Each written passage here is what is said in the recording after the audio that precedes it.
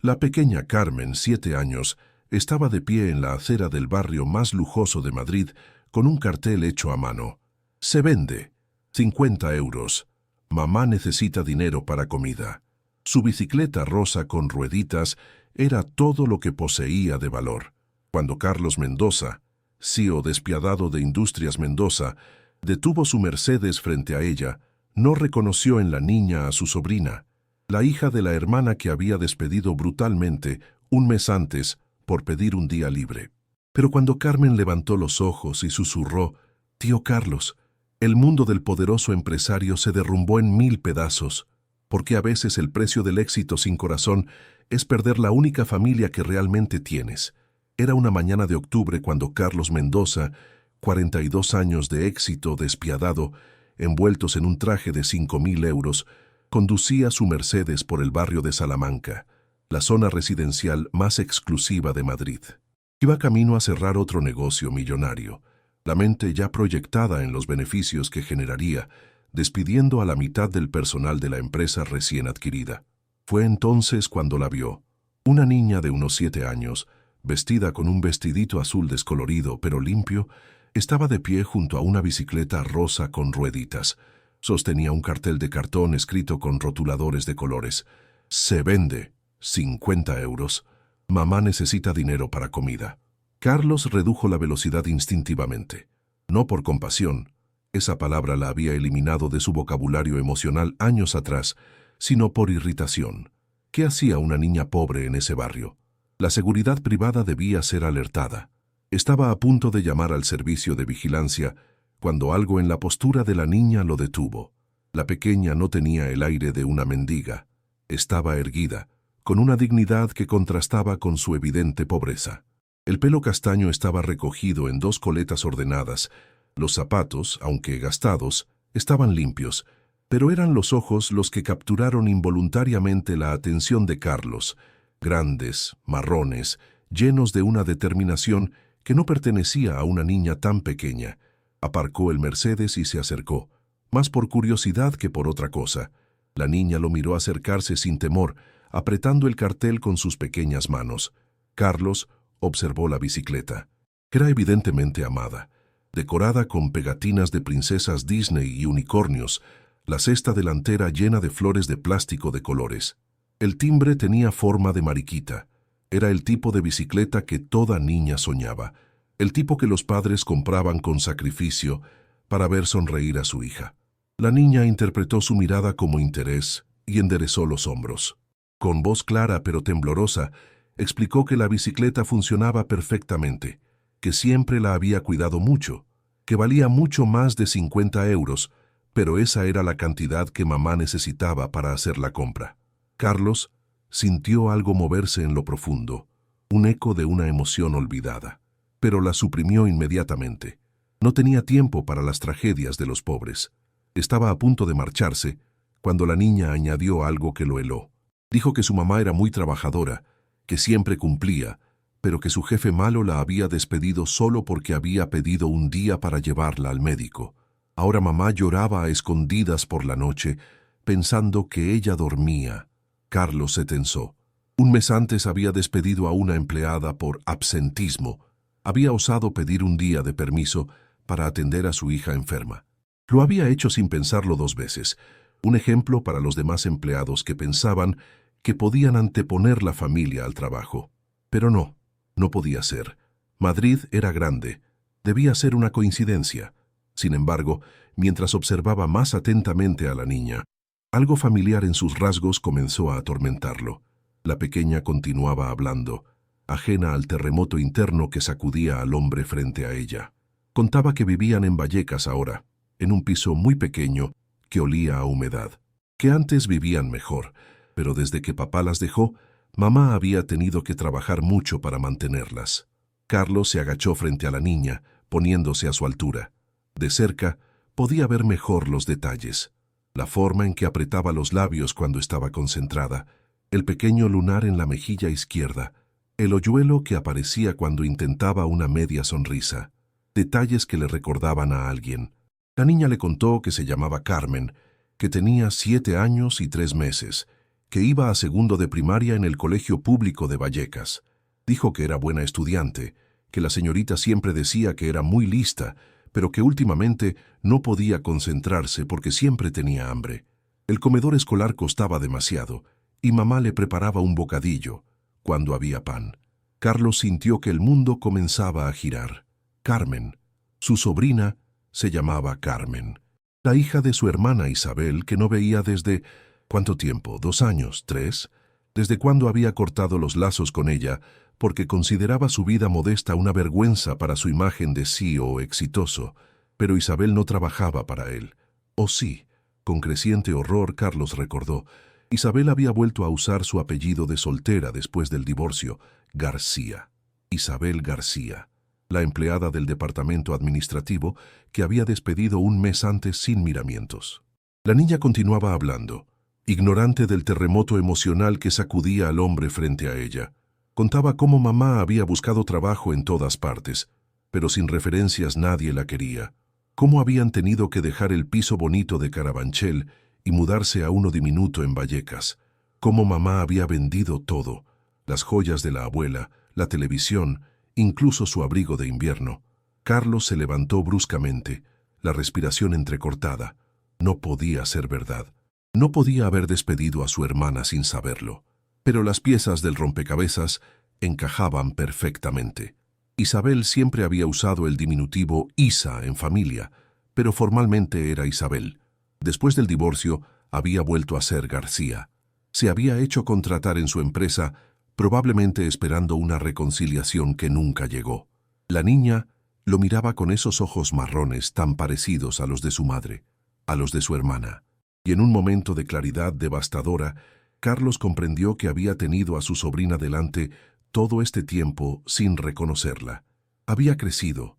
Ya no era la niña de 4 años que recordaba vagamente. Fue entonces cuando ocurrió. Carmen inclinó la cabeza estudiándolo con atención. Sus ojos se abrieron con reconocimiento. La voz le salió en un susurro incrédulo. «¿Tío Carlos?» El mundo de Carlos Mendoza, construido sobre éxito despiadado y distanciamiento emocional, se derrumbó en ese preciso instante. Su sobrina, la niña que había ignorado durante años, estaba vendiendo su amada bicicleta para comprar comida. Su hermana, a quien había despedido sin piedad, estaba luchando por sobrevivir, y él era el responsable de todo. Carmen dio un paso atrás, confundida y asustada. Mamá le había dicho que el tío Carlos era una persona importante que no quería verlas más, que eran demasiado pobres para su vida lujosa. Pero ahí estaba, de pie frente a ella, con una expresión que Carmen no podía descifrar. Los transeúntes del elegante barrio pasaban mirando con curiosidad la escena. Un hombre obviamente rico agachado frente a una niña pobre. Algunos murmuraban, otros aceleraban el paso. El contraste era demasiado evidente, demasiado incómodo para el barrio de Salamanca. Carlos permaneció petrificado mientras Carmen lo miraba fijamente con una mezcla de esperanza y miedo. La niña bajó lentamente el cartel, las pequeñas manos temblando.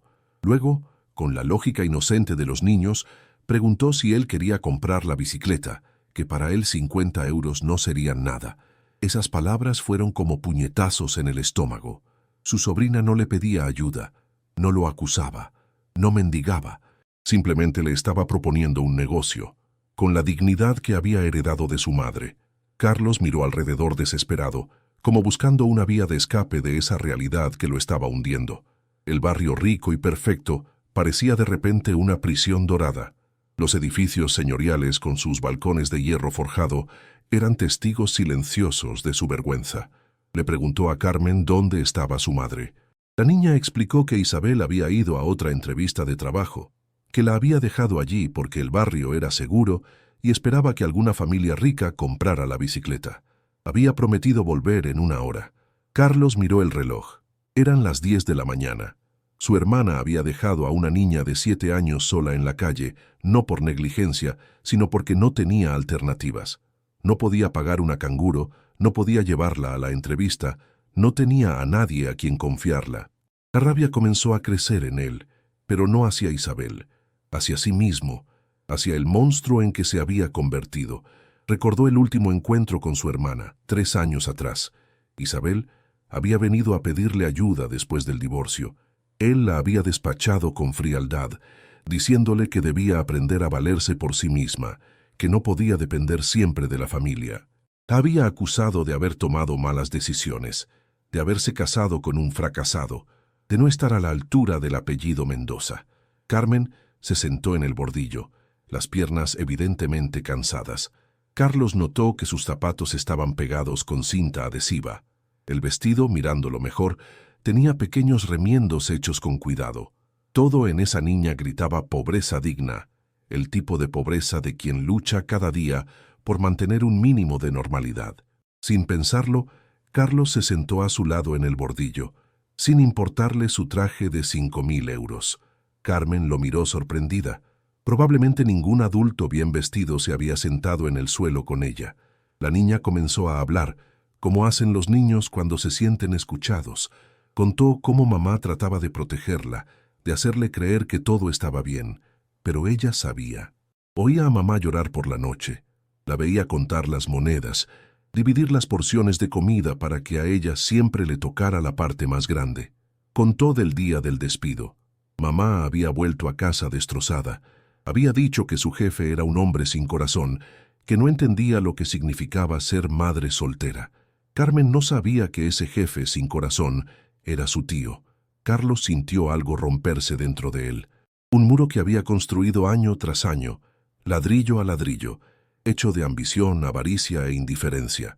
Las lágrimas, que no derramaba desde que era niño, comenzaron a rodar silenciosas por su rostro. Carmen lo miró asombrada. En su inocencia, extendió la pequeña mano y le secó una lágrima. Ese gesto simple, esa compasión pura de una niña que tenía todos los motivos para odiarlo, completó la demolición del hombre que Carlos había sido. Carlos se levantó bruscamente y sacó el teléfono. Con voz quebrada llamó a su asistente, ordenándole cancelar todos los compromisos del día. Luego llamó al responsable de recursos humanos, pidiendo el expediente completo de Isabel García y su readmisión inmediata con promoción y pagos atrasados. Carmen lo miraba con ojos muy abiertos. No entendía qué estaba pasando, pero intuía que algo importante estaba cambiando. Se levantó del bordillo y tomó tímidamente la mano de su tío, un gesto que lo desarmó completamente. Fue en ese momento cuando una figura familiar apareció al final de la calle. Isabel caminaba rápida, evidentemente preocupada por haber dejado a Carmen sola demasiado tiempo. Llevaba un traje gastado pero digno, probablemente el único que tenía para entrevistas. El pelo castaño, antes siempre perfectamente arreglado, estaba recogido en una cola de caballo simple. Había adelgazado, el rostro marcado por la preocupación y el cansancio. Cuando vio a Carlos junto a su hija, Isabel se detuvo en seco. El color abandonó su rostro. Por un momento pareció que iba a huir, pero el instinto maternal prevaleció. Corrió hacia Carmen, poniéndose protectoramente delante de ella. Sus ojos, los mismos ojos marrones de la familia, miraron a Carlos con una mezcla de rabia, miedo y dolor. No dijo nada, pero su mirada hablaba volúmenes. Hablaba de traición, de abandono, de la crueldad de haber sido despedida por su propio hermano sin que él siquiera lo supiera o le importara. Carlos intentó hablar, pero Isabel lo detuvo con un gesto. ¿Te está gustando esta historia? Deja un like y suscríbete al canal. Ahora, continuamos con el vídeo. Tomó la mano de Carmen e hizo ademán de irse, dejando atrás la bicicleta, pero Carmen se detuvo tirando de la mano de su madre. Con voz clara, la niña dijo que el tío Carlos quería comprar la bicicleta, que ahora podrían comprar comida. Isabel miró a su hija, luego a su hermano, y algo se quebró también en ella. Se dejó caer de rodillas abrazando a Carmen, escondiendo el rostro en su pelo para ocultar las lágrimas. Carlos se arrodilló junto a ellas. Por primera vez en años, habló con el corazón en lugar de con la calculadora que tenía por alma. Pidió perdón, no con las disculpas formales del CEO, sino con las palabras rotas de un hermano que había traicionado todo lo que la familia significaba. Confesó no haber sabido que Isabel trabajaba para él, pero admitió que no era excusa. No había sabido porque no le importaba saber. Había despedido a Isabel García como habría despedido a cualquiera, sin un pensamiento, sin considerar que detrás de ese nombre había una persona, una historia, una familia. Isabel lo miró a través de las lágrimas. La rabia seguía ahí, pero mezclada con algo más profundo. La tristeza por el hermano que había perdido, por el hombre frío que había reemplazado al chico que una vez la protegía de los matones del colegio. Un grupo de vecinos del barrio se había detenido a observar la escena. Algunos sacaban fotos disimuladamente con sus móviles. La imagen era demasiado inusual. Un hombre claramente rico de rodillas en la acera, junto a una mujer y una niña pobres, los tres llorando. Carlos se levantó e hizo algo que no había hecho en años. Abrazó a su hermana. Isabel permaneció rígida por un momento, luego se derrumbó contra él, años de orgullo y dolor disolviéndose en ese gesto. Carmen los miraba con ojos llenos de asombro, viendo por primera vez al tío del que mamá a veces hablaba en momentos de nostalgia. Sin decir palabra, Carlos llamó a su chofer, ordenándole traer el coche más grande. Luego se dirigió a Isabel y Carmen, diciendo que vendrían con él. Isabel protestó débilmente, el orgullo luchando con la necesidad, pero Carlos por una vez usó su autoridad para algo bueno. No aceptaría un no. Los llevó primero a un restaurante en la Plaza Mayor, donde Carmen comió como no lo había hecho en semanas. Ver a su sobrina devorar un simple plato de paella fue para Carlos más doloroso que cualquier fracaso empresarial. Cada bocado era una acusación silenciosa a su indiferencia.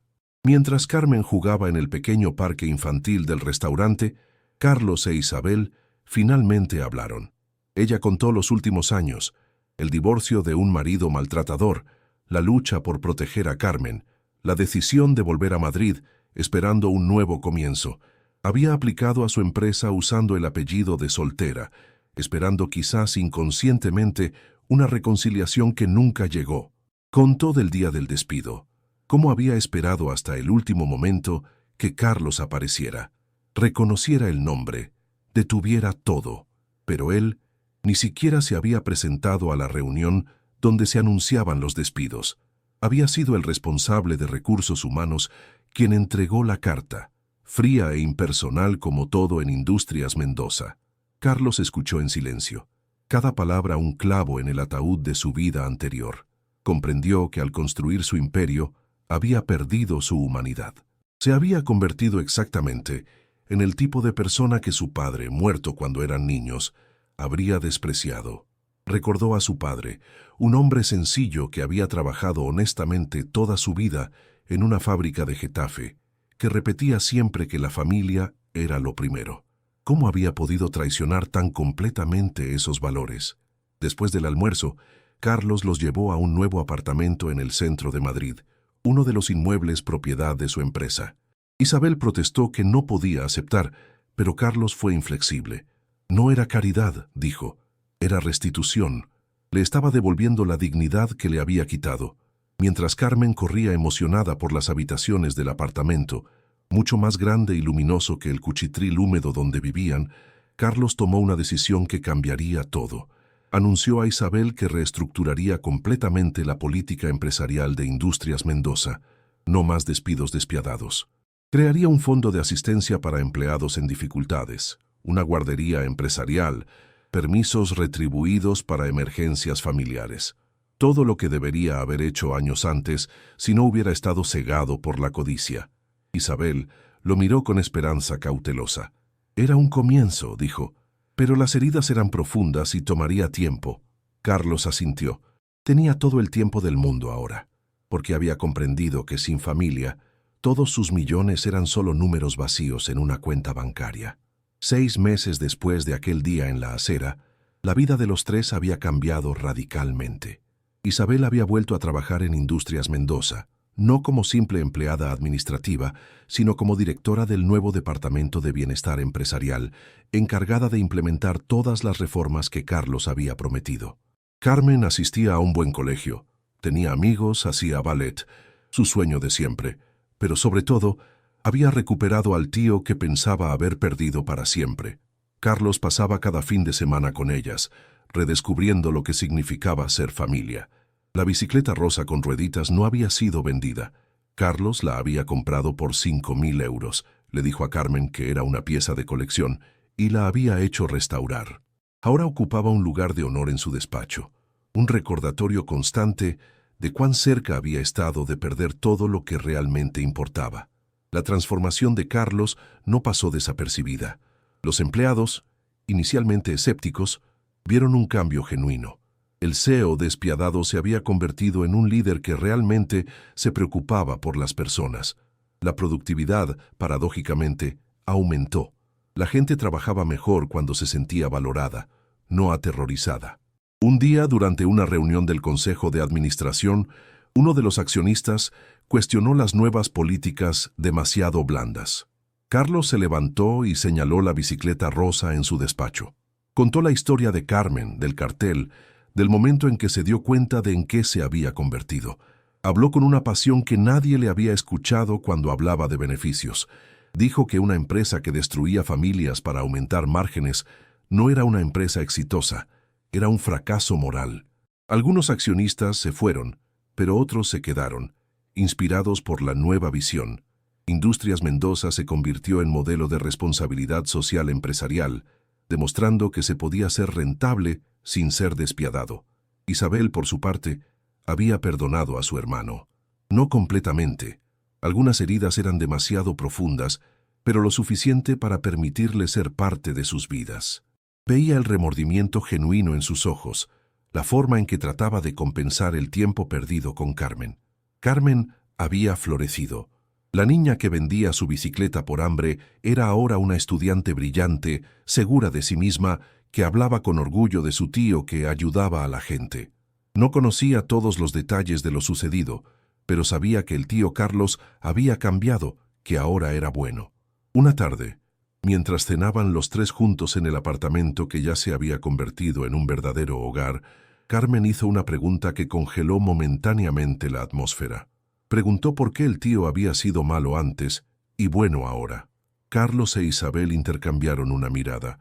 Fue Carlos quien respondió con honestidad apropiada para la edad de la niña. Dijo que a veces los adultos se perdían, olvidaban las cosas importantes. Pero si tenían suerte, alguien o algo los ayudaba a encontrar el camino de vuelta. Para él, dijo mirando a Carmen, había sido una niña valiente con una bicicleta rosa. Carmen sonrió. Ese hoyuelo que ahora Carlos adoraba apareció en su mejilla. Dijo que estaba contenta de que el tío se hubiera encontrado, porque ahora eran una familia de verdad. Mientras Carmen corría a jugar, Carlos e Isabel permanecieron sentados en silencioso confort.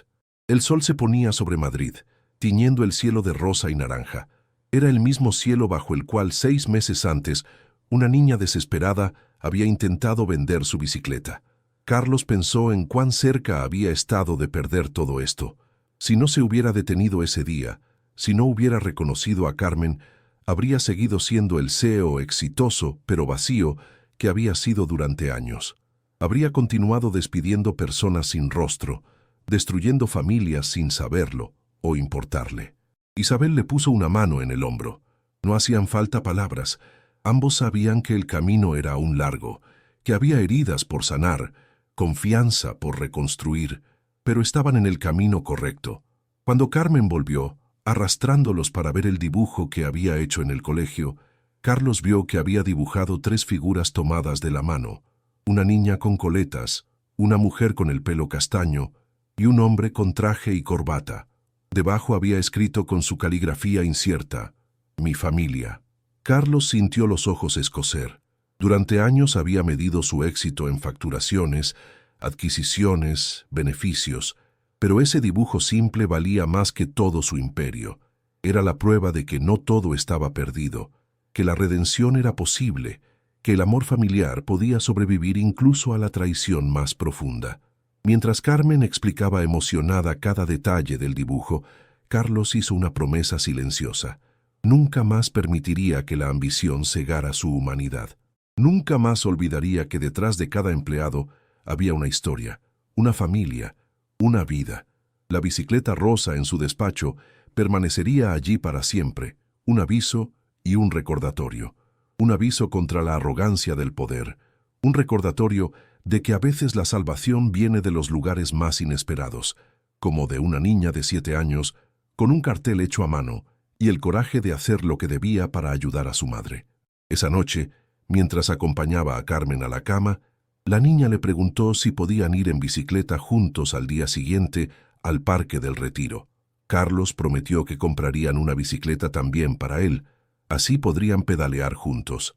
Carmen sonrió somnolienta y dijo algo que Carlos atesoraría en su corazón para siempre. «Te quiero, tío.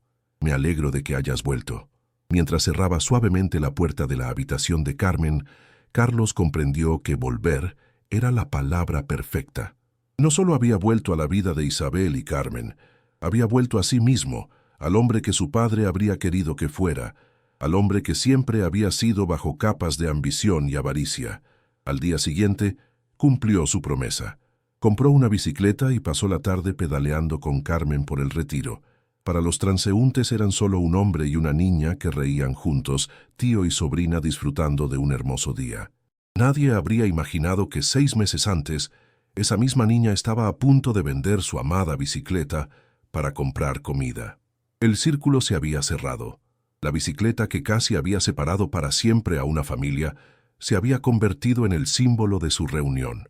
Y mientras pedaleaban juntos bajo el sol de Madrid, Carlos Mendoza, ya no solo Cío, sino finalmente, y sobre todo tío y hermano, comprendió que había encontrado su verdadera riqueza.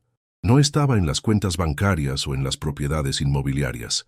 Estaba en la sonrisa de Carmen mientras pedaleaba a su lado, en la paz reencontrada con Isabel, en la segunda oportunidad que la vida le había dado a través de los ojos inocentes de una niña que había tenido el coraje de poner en venta su tesoro más preciado para ayudar a su madre. Y mientras el sol se ponía sobre Madrid, tiñendo el cielo de los mismos colores de aquella mañana fatídica, Carlos susurró una oración de gratitud. Gratitud por Carmen, que lo había salvado de sí mismo, por Isabel, que había encontrado la fuerza para perdonar, por la bicicleta rosa, que se había convertido en el puente hacia la redención. Dale me gusta si crees en el poder del perdón y la redención familiar. Comenta qué momento de la historia te tocó más. Comparte para recordar que detrás de cada persona hay una historia que merece respeto. Suscríbete para más historias de segundas oportunidades y amor familiar. A veces son los gestos más pequeños de las personas más pequeñas los que salvan las almas más perdidas. A veces una bicicleta rosa vale más que un imperio. Y a veces el precio del éxito sin corazón es demasiado alto, pero nunca es demasiado tarde para elegir el amor sobre la riqueza, la familia sobre el beneficio, la humanidad sobre la ambición.